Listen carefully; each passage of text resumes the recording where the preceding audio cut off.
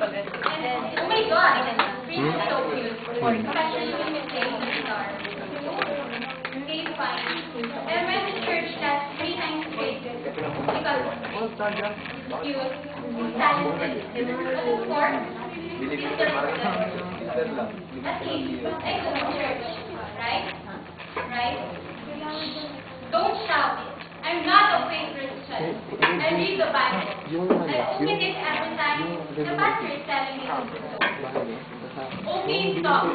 Why do we need to argue? I guess I really don't know what Christianity is. You want to know the truth? I go to church not because of Christ, but because of faith. I'm sleeping, and sometimes texting every time there is a sermon. I don't read the Bible because I get bored. I sing, here I am to worship, here I am to bow down, here I am to say that you're my God. With much raising my hands but closing my eyes, but the truth, I'm not sincere with that. I give gifts.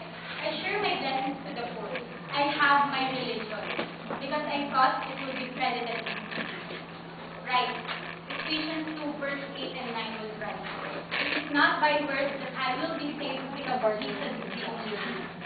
But I'm so wrong. I don't even mind the sacrifice to God. I'm supposed to be there because those are my sins. I forgot my purpose here on earth. You know, it's been good to me. And I always take it for granted. I'm doing things not for His glory but for my own. I'm so ashamed. In spite of it, He still forgives and loves me. Now I'm talking and standing in front of you. And I don't care if you're going to laugh at me. I care to tell you things that I believe I must tell you. He won everything in me. And guess what? He's been waiting for you too.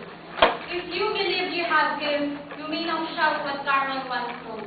Jesus is the champion. He can correct.